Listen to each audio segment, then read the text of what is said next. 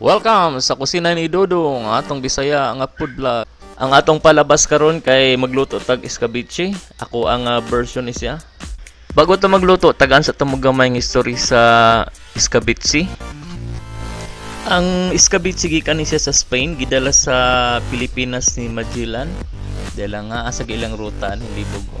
Asa ba sila ni agi ani? Sa taas, ubos, India or diri nga side sila ni. Oh, basan abot na sila Pilipinas. First, mag-mix sa taog mga ingredients. Una, kinahanglan to 1/2 cup na vinegar,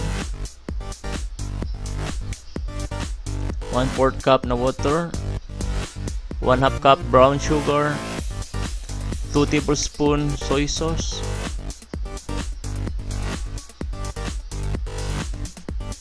1/4 teaspoon ground black pepper, 1 tablespoon cornstarch. Then i-mix na nato tanang ingredients until ma-dissolve. And until pag ma-dissolve na, iset aside sa nato. Pag na-mix na nato tanang ingredients, iset aside na nato. Next, prito ta og isda. So mas guwapo kaning brown gyud ang isda, kanang luto gyud siya.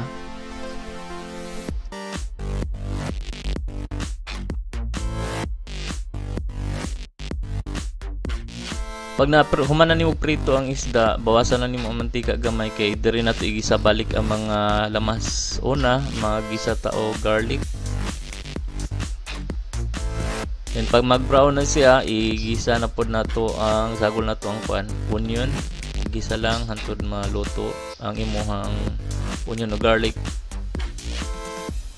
Pag human, i-add nato ang red bell pepper.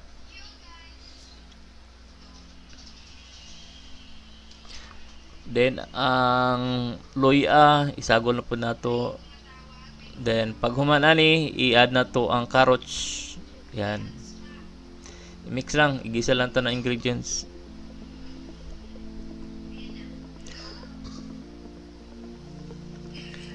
Pag nahuman na gisa tanan, i-add na to ang atong set aside ganina nga sauce. Ato lang siyang i-mix, pakuluan hangtod mag-sticky ang ato ang sauce og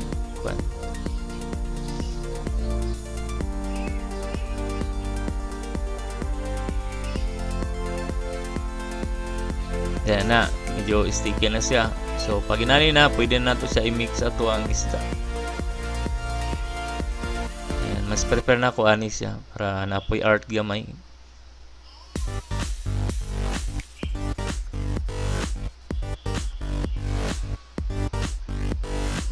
Yan, luto na to ang escabeche.